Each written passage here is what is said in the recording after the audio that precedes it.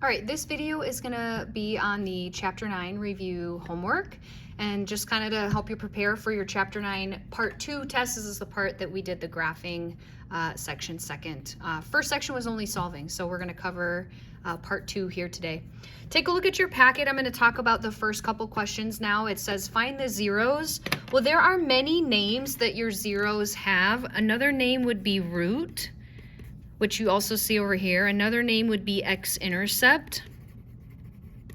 And the last word you might see would be solution. So know that all four of those names really refer to the same spot on your graph, which is gonna be your X-intercept. So look at your X-axis and where your graph is crossing. So here you have two zeros, one at -4. I'm gonna make that a point, an X value point, so know that the -4 is gonna go in the X spot of your point. And then at 2, and I'll label that as a point as well. Over here in your picture for number 2, you'll see you have only one X-intercept, and this is only gonna be at the number 3, so you have one root. Okay, now if I scroll down here to questions 3 and 4, we have a little bit more work to do because it says we're gonna find the vertex, which is gonna be the center point of your parabola. It'll either be the highest or lowest point as well. But if you'll notice, your graph should be what we call symmetric on either side of that center vertex point. So you'll notice the pattern on the left matches the right on either side. So we're gonna label that point the vertex point. And so this one was gonna be at -2 and at 9. That's the highest point on your graph, which is what we call the maximum. And then your axis of symmetry is the vertical line that crosses through your vertex. So if you look, here's your vertical line. I drew that in this color here, and it crosses vertically through the x-axis at -2. That should be the same x of your vertex here. So x equals -2. We'll repeat the process over here for number 4. So your vertex this time is your lowest point on your graph. So at 2, -2. We call the lowest point the minimum of your vertex. And the axis of symmetry would be the vertical line that cuts your picture in half. It should be the same x value of your vertex, which will be at 2. Okay, now without the picture, how are we gonna do the same things that we just did here, which is find your axis of symmetry and then your vertex? Well, there's a formula that you have to know for this, and the formula is called opposite of b divided by double a.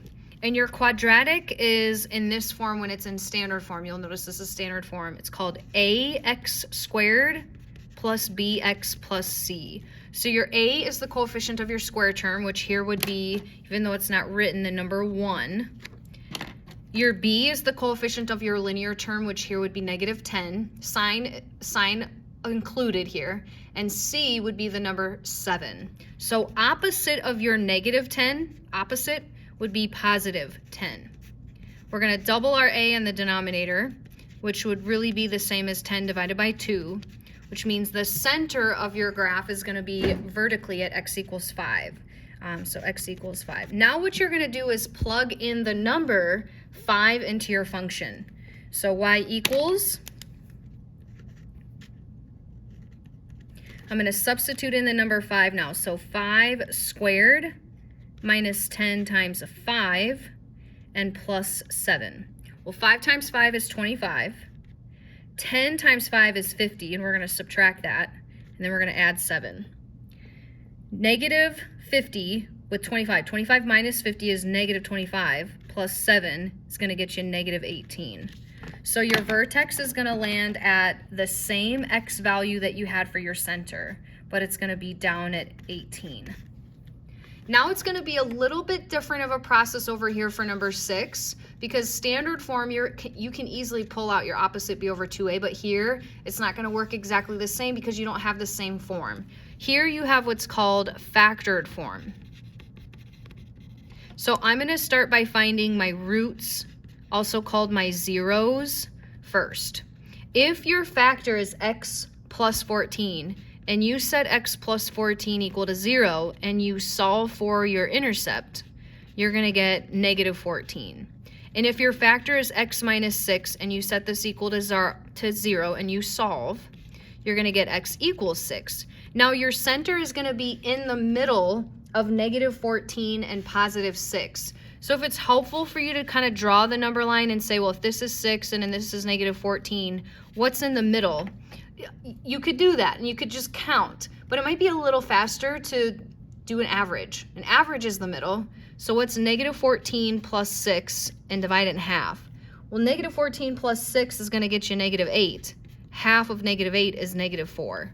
So your center is in the middle of your roots. So notice how here, if you look at your roots, this one is 3 forward and 3 back.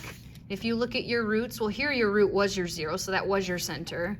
Here your center goes through negative 1. If you count 1, 2, 3 forward, 1, 2, 3 back, your roots should be evenly centered from your axis of symmetry. And so that's why you can count towards the middle or average. Now plug negative 4 into the function. Just make sure you plug it in correctly. So we want to take f of x or y equals opposite of, plug in negative 4, and then add 14. And then for my second set of parentheses, plug in negative 4 and subtract 6. This is the opposite of 14 minus 4 or 10, negative 4 minus 6, which is negative 10. A negative times 10 times another negative 10 is going to get you a positive 100. So negative 4, comma 100. Okay, that's the first page. Let me grab my second page and we'll keep going. Okay, here's question number 7. The graph that you want to make is going to be the graph of a quadratic where you have an a value of 1. This is telling you a couple things. If your a value is 1, you're going to go the normal pattern. And our pattern for our parabola is from our vertex. I should really write it. From vertex, we're going to go out 1 and 2 and 3, and if we can 4. And normally we go up if it's facing up. It might be down if you're facing down. You go the squares. 1 squared is 1, 2 squared is 4, 3 squared is 9, 4 squared is 16. And I'm getting that because if you plug into your x the number 1 and then you square it, you get out 1. If you plug in the number 2 and then you square it, you get out 4. If you plug in the number 3 and you square it, you get out 9. If you plug in for x the number 4 and you square it, you get out 16. So this is your pattern. Normally then you would, if you had an a that was different, a would be your multiplier, and you would multiply the 1, 4, 9, 16 by, like, let's say if you had 2x squared, you double your pattern. So 2, 1 times 2 is 2, 4 times 2 would be 8, 9 times 2 is 18, and so forth. But it says normal pattern because a is 1. They also tell you that your roots are 7 and 3. So I'm going to put my 2 dots over here, one at 7 and one at 3. Now, if these are my roots, my axis of symmetry should be right in the middle. So what would be in the middle of 3 and 7? That's your axis of symmetry, which is going to be 5. So I'm actually going to draw that in another color, just to make it a hair easier visually to see. So that's your axis of symmetry. Now take a look. You got your pattern of change. Out 1, 2, 3, 4 from your center. We want to go, and it says vertex is a maximum. Okay, so I need to think about that. If the vertex is a max, that means your vertex is the highest point. So I want my vertex to be up here somewhere. Now look at your roots. How far away are they from your center? They are 2 out from your center axis of symmetry, which means our vertex is going to be up 4, because all these patterns come from the vertex. So I'm going to count up 1, 2, 3, 4. There's my vertex. Now if I go out from here, out 1, down 1, out from here, out 1, down 1, there's a couple more points. Out 2, down 4, that checks out to be exactly our pattern. Now go back to your vertex and go out 3. This was down 4, 5, 6, 7, 8, 9. There will be my next point in the pattern. So I'm going to go out 1, 2, 3. This was down 4, so 5, 6, 7, 8, 9. I'm not going to be able to go down 16 because this would be like 10, 11, 12. I'd need to go down too many more, so I'm not going to be able to fit that on my paper. So connect these points with a smooth, curvy parabola, and there's your graph. Okay, here's another one. Sketch a graph of a parabola whose vertex is, oh, that's handy. They gave us the exact point. -4, 3, but it says it has no real solutions. This means no x-intercepts. What it's also saying is do not touch this line. Do not touch that x-axis line. So instead of opening your parabola down like we did this in this problem number 7, we want to open away from the x-axis, which would mean open your parabola up. So I'm going to follow my normal pattern here. I'm going to go out 1, up 1 on each side.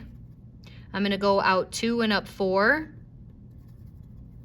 and out 2 and up 1, 2, 3, 4. And this would be your parabola.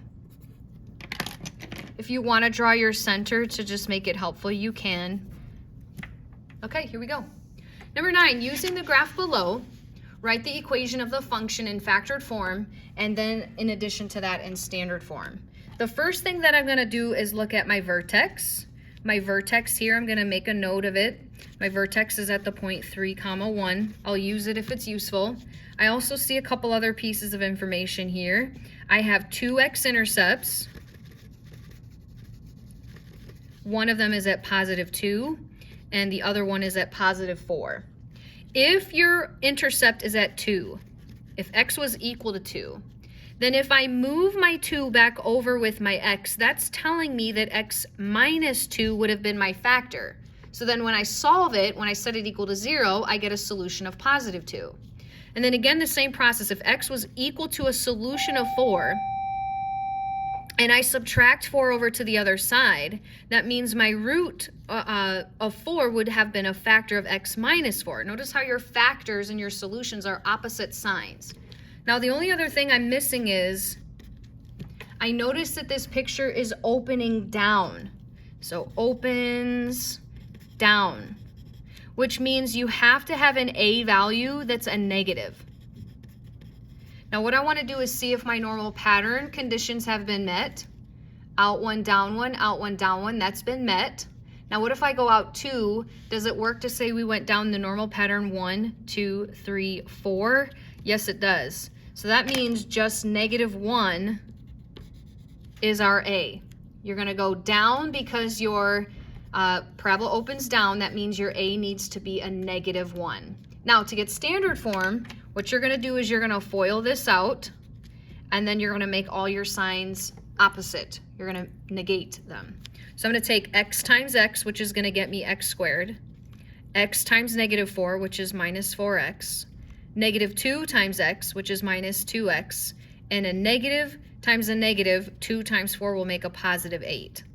Now I need to take into the account that our A was a -1, which really means I would have -x squared plus 4x plus 2x and -8. And if I combine my like terms together, here would be our standard form, -x squared plus 6x and -8. And there's your function.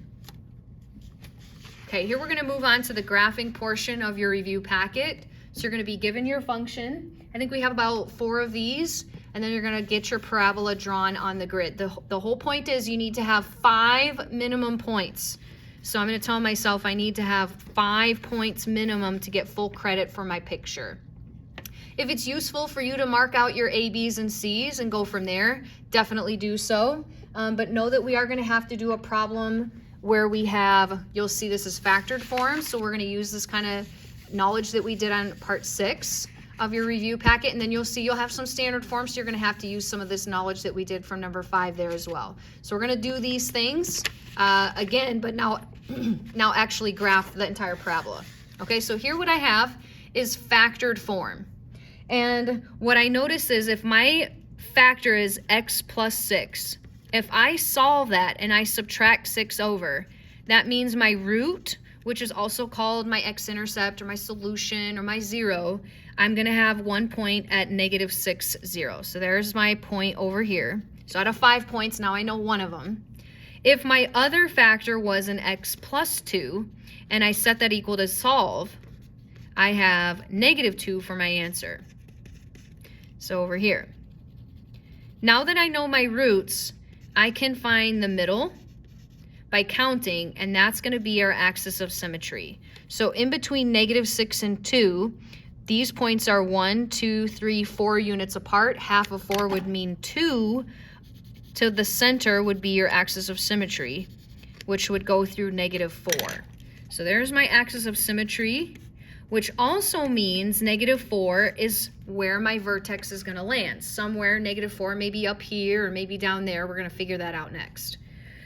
Once you know your center, plug in the number into your function. So I see this function up here. What I'm going to do is plug in now -4.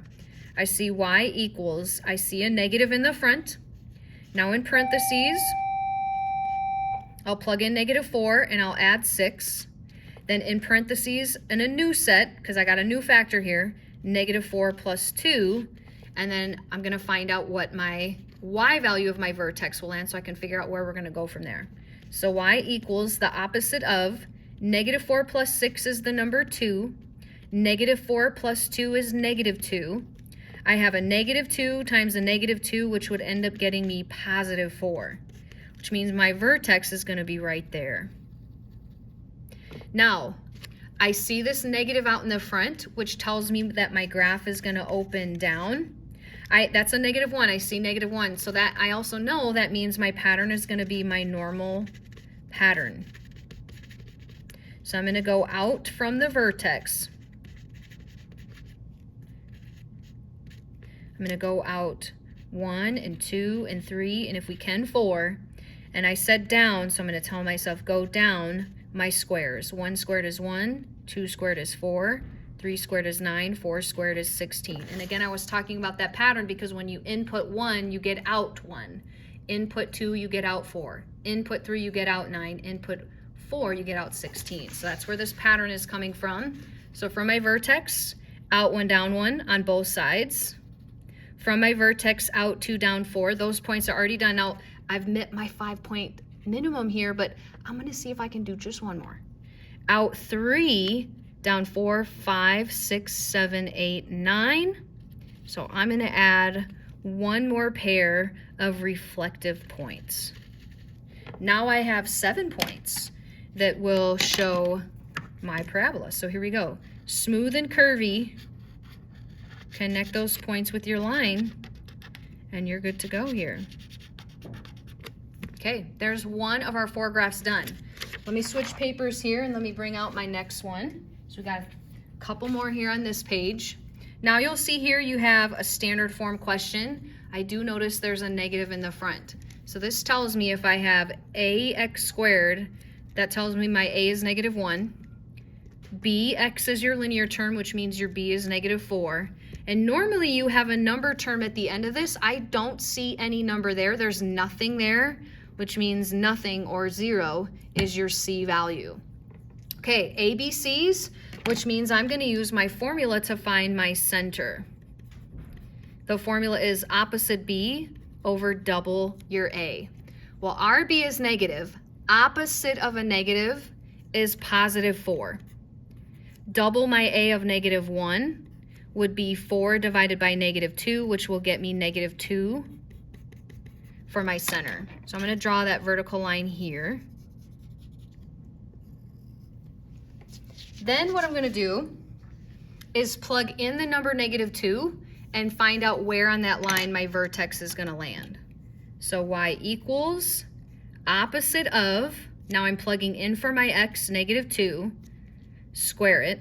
Subtract the number 4 times I'm plugging in for my x, -2. There's a lot of negative signs. Just be careful here. Opposite of, you have to do your exponent before you do a multiply. For PEMDAS, P-E-M, exponent comes before a multiply. -2 times -2 is the number +4. -4 times -2 is +8. Now I'm going to take into account that opposite sign that was in the front. Opposite of 4 plus 8 will get you 4. So here would be my vertex. Since my a is negative, that's going to tell me we're going to open this down from here. Let me label that point here, -2, 4. That's what we just found there. And I know that because if my a is 1, we're gonna go our normal pattern. We're gonna go out 1 and 2 and 3, if we can 4. And again, down because we had a negative a. This is what determines if you go up or down. The coefficient of your x squared. If it's negative, go down. If it's positive, go up. And we're gonna go down our squares 1, 4, 9, and if we can, 16. Out 1, down 1 on the right, out 1, down 1 on the left. Go back to your vertex, go out 2 and go down 1, 2, 3, 4. Go back to your vertex, go out 2 and go down 4. Notice these should mirror each other. If this was 2 away, this should be 2 away here. Go out 3 and go down 5, 6, 7, 8, 9. If this is 3 away from my center, my other point should mirror that perfectly 3 away. Connect these with a smooth, curvy line, and there is your quadratic. My 2 roots I've found now for my picture, so it crosses my x-axis here at -4, and it also crosses at the origin 0. Your teacher may want you to write this as a point, so this would be -4, 0, and this would be 0, 0. Just pay attention to what your teacher wants if they're gonna be more particular on that. Okay, we got a couple more here. We have y equals 1x squared minus 2x plus 3. My a is 1. They don't normally write a coefficient of 1, but it's there. B is -2. C is the number 3. So I'm going to find, because we have standard form, I'm going to start with that formula to find my center, opposite of B over double A. So here we go. Opposite of B divided by double A. Opposite of negative would be +2. Doubling my A would mean I have 2 divided by 2, which would get me the center of 1. So I'm going to have 1 as my center line. And then that also tells me that my vertex is going to land 1 comma somewhere. So what I'm going to do is plug the number 1 into my function. So if I know x equals 1, how do I find y? We'll substitute it in and you can find y. When x equals 1, so 1 squared minus 2 times 1 plus 3, let's find out what our output will be. 1 squared, 1 times 1 is 1. -2 times 1 is -2. And plus 3, go right to left. 1 minus 2 is -1. -1 plus 3 is going to be the number 2. So here's my vertex point right there. I notice that my a value, the a is the coefficient of your x squared term, is a positive. That's going to tell me that my graph is going to open up. So maybe I could circle that to remind myself. Since it's 1, I also know I'm going to follow this normal pattern, except instead of going down like we did for this problem that had the negative, we're going to go up. So I'm going to go out 1, up 1 in each direction. I'm going to go out 2 and up 1, 2, 3, 4. And then I'm going to mirror that on the other side. So out 1, 2, up 1, 2, 3, 4. I'm not going to be able to go up 3, up 9 because it's just going to be off my grid. So I'm going to stop with these 5 points and I'll connect them with a smooth, curvy U-shaped graph. It asks for me over here this information that says roots. That would be your x-intercepts, and I noticed that this graph has none because it opens up above your x-axis. It never actually touches it to create an x-intercept.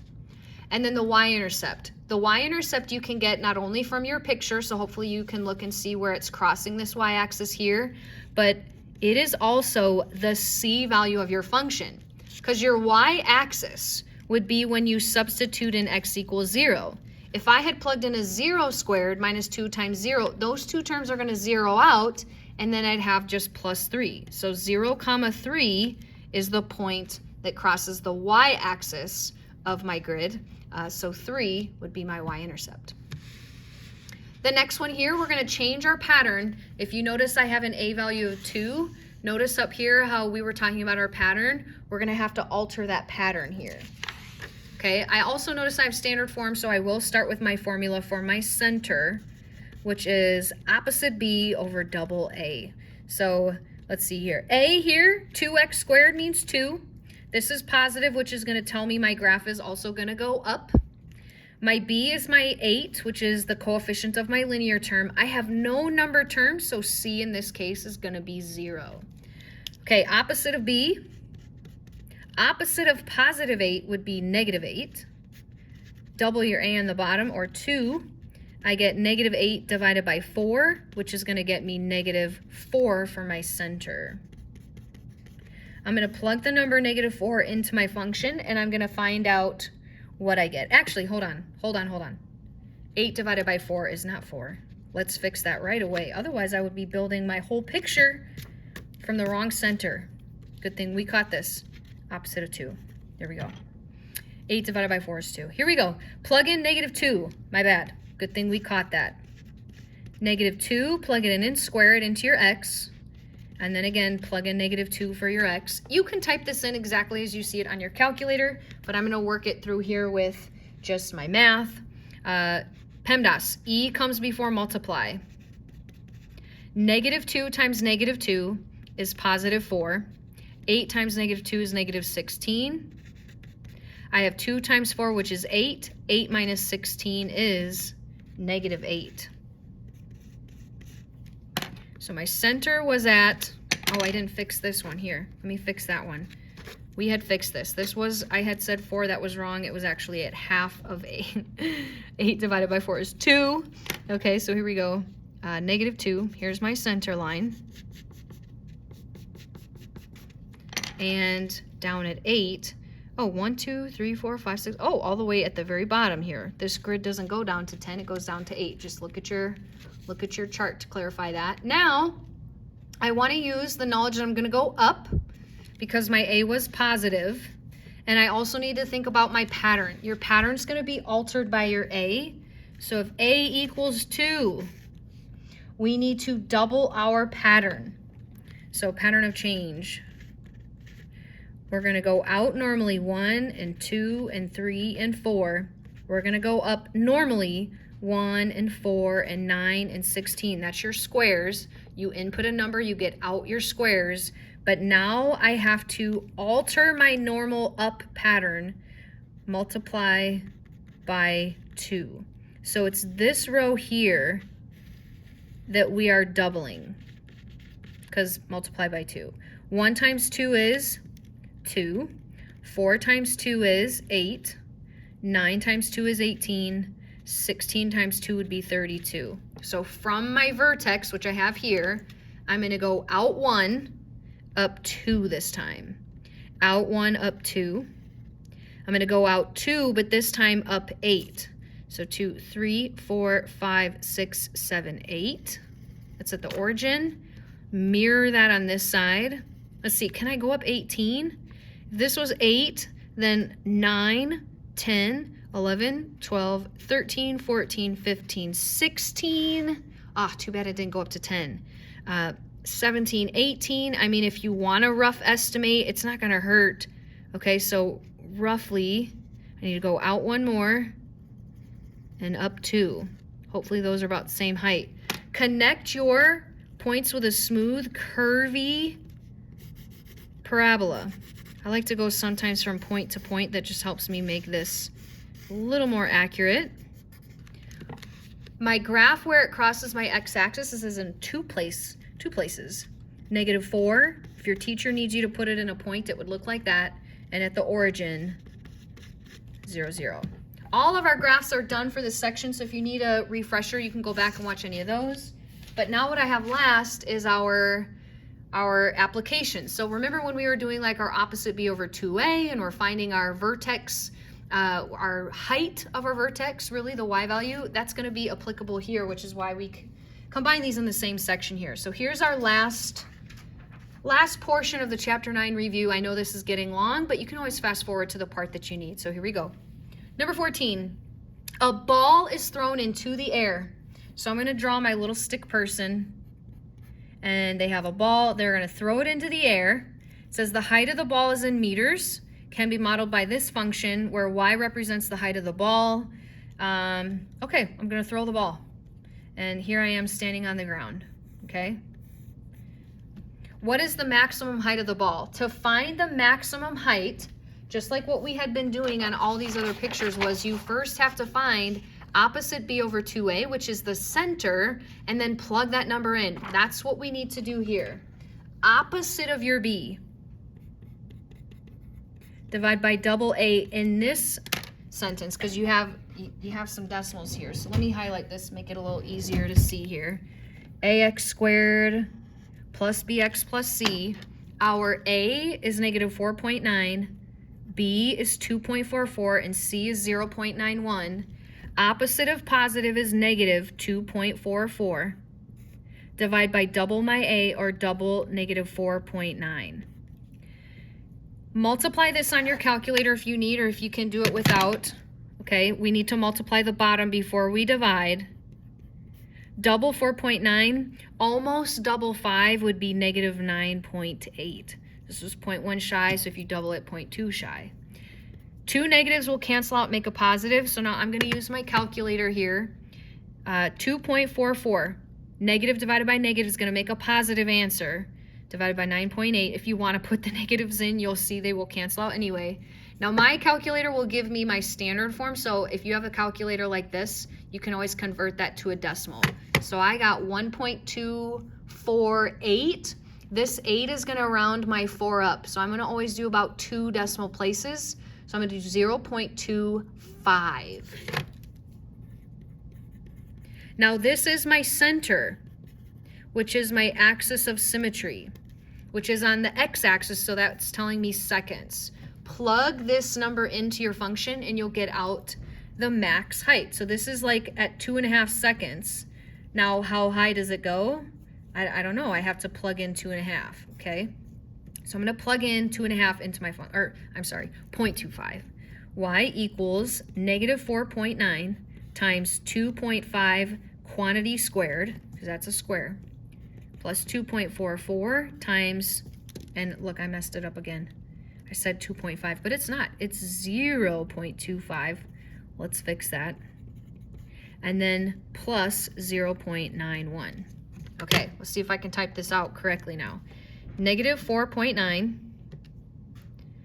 and in parentheses 0.25 squared plus 2.44 and in parentheses 0.25 and plus 0.91. I get out 1.237. The 3 will not round your 1 up, so I'm going to say 1.21 meters. And this was, it said, where did it say? Right here, meters. How many seconds did it take to get to the maximum height? You actually found that here at, and why did I write 2.5? Let's fix that as well. 0.25. At 0.25 seconds, this was your axis of symmetry, or also called your center, and that's what you found first. That's your opposite b over 2a. Maximum height of the ball, you have to do 2 steps. So just make sure that you do your 2 steps. Sometimes you have to do the max height first, so you have to do the 2 steps, and then you're asked later on, when did that happen? Well, you already found that, okay? So just make sure that you know the difference here between the questions that are being asked. Or if you're from Miss DeFelice's class or Miss Griever's class, take a look at that sheet that we gave you. Let me pull this out real quick, where we had given you this information here. When is the object at the max height and how high it actually is? When it happens is opposite b over 2a, but the actual max would be when you plug it in. Your y-intercept was the c value of your function. That's your starting height. And if you're asked to find when the object hits the ground or how long it takes to hit the ground, you're going to need to do square root method or quad form, depending on which you have, a dropped kind of model or a throwing model. Okay, but refer to that reference sheet to help you out as well.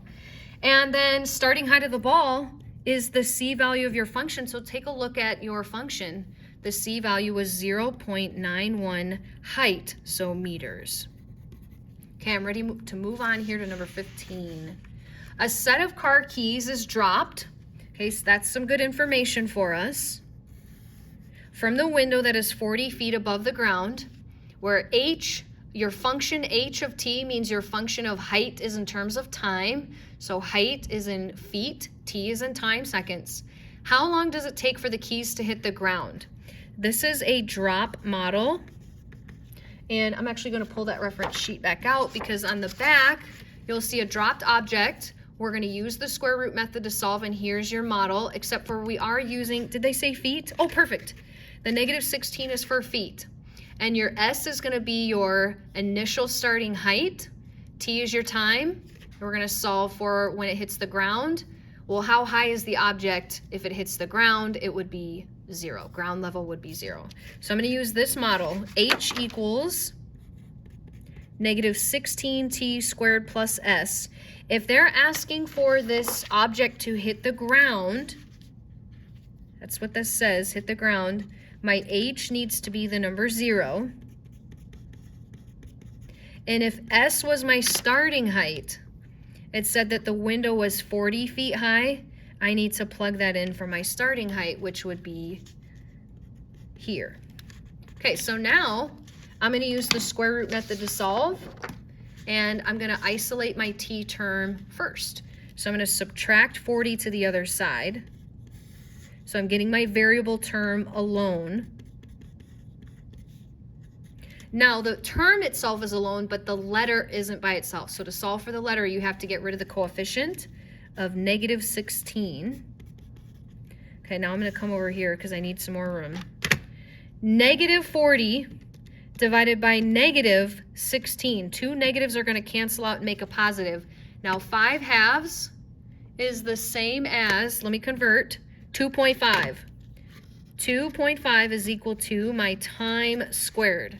Well, I don't want to know time squared. I want to know in seconds, not seconds squared, when the object hit the ground, which was my set of car keys.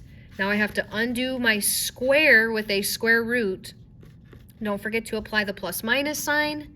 And the square root of 2.5 is the number here. Let's see if I can zoom in. 1.581. The 1 is not going to round my 8 up. So this really means plus and minus 1.58 seconds. But only positive time makes sense. So I am going to literally ignore the negative answer because negative seconds won't make any sense for my problem. So I'm going to say 1.58 seconds. Okay, last word problem. Here we go. We are almost done. Hang in there, hang in there. If you've been waiting all this time for this one final question, here it is. A soccer player kicks a ball upward from her foot with a starting height of 1 feet, and the velocity is 75 feet per second, where h, your function height, is in terms of time, height in feet, time in seconds. Here's your question. How long will it take for the soccer ball to hit the ground? Sketch and label a graph. Okay, I'm going to do my best. I didn't sketch and label my graph on the last one. I should go back and do it. So it says her foot was 1 foot off the ground. So I'm going to make my ground here. Here's my soccer ball. She's going to kick it up with her foot, and it's going to land back on the ground later on. Okay, so kerplunk. There we go. Soccer player will kick the ball up. It says you start with 1 foot height, and velocity was 75. So now I'm going to bring out my formula sheet again. Here is your throw, or meaning your object is in motion. It has been applied a force that we call an initial velocity. Here's your function. H equals negative 16t squared plus v. We need to plug in a number for v, and then plus your starting height. Notice that your v is also applied your time unit. The 16 gets your time squared, but your velocity gets just time, so be careful here. We will use the quadratic formula to solve. So notice that's over here. If you need to write that down, hit freeze, write it down, and then you'll be ready to go when we start solving. So here we go. Our function h equals negative 16t squared, or if you want to use x, if that's helpful for you, go ahead. Now, if you're kicking the ball up, she said upward, with 75 feet, that's going to be a positive velocity. And again, that gets a t, and a starting height of s, which I will plug in as 1. So again, just modeling that function that I had over here. Now we're going to use quad form. I'm going to find my A, B, and C. And again, positive, I had mentioned that for velocity, but here it is on that sheet. And negative for down. But here we go. We're going to use quad form, and we're going to find when that object hits the ground. Okay, so here we go. A is negative 16, B is 75, and C is 1. Okay, so x equals opposite of B plus minus the square root of B squared minus in parentheses 4AC all over double A. I'm going to show you how I'm going to use those parentheses in my calculator. Actually, I'm going to do this part off to the side. My B squared minus 4AC. B would be the number 75. We're going to square that. We're going to minus 4 times our A, which is negative 16, times C, which is 1. Okay, I need this tool here. 75 squared is the number 5,625. 4 times negative 16 times 1 is negative 64. Subtracting a negative means you're going to add 5,625 plus 64. 5,625 plus 64 means that underneath my radical is going to be the number 5,689. Okay, so now I'm going to fill in the other parts. Opposite of B. Opposite means if you had positive, this starts with a negative 75. Plus and minus the square root of 5,689 all over double my A value, which is really the number negative 32. Now I have on my calculator a fraction button to make this just a hair easier for me. So let me see if I can get this so that you can see it here on the video just right. I'm going to hit my fraction button. I need to have negative 75, so negative 75 plus the square root of 5,689. Now if you don't have a fraction button, you'll just need to put parentheses in your calculator. If you don't have the fraction button, if you just put the top in parentheses and then hit divide by negative 32, that will do the same thing. So I'm going to do my addition part first. I'm going to hit enter. Now again, I'm going to write this decimal down. So this is when I was adding. So I'm going to write down negative. Okay, so here's my two answers. One for when I added. Negative 0.01 seconds. And when I said again, negative time doesn't make sense. So I'm going to have to go back. I'm going to go back up here. And I'm going to change my addition sign to B. So delete that sign. Subtract. So now I'm going to try the subtract. I'm going to hit enter. 4.7 seconds. So then when I subtracted, because it said plus minus, I got 4.7 seconds. And this answer makes sense. This one is nonsense. I hope you study for your test. Reach out to your teachers if you need anything. They are happy to help you. And if you need an SRT pass, come see Miss D.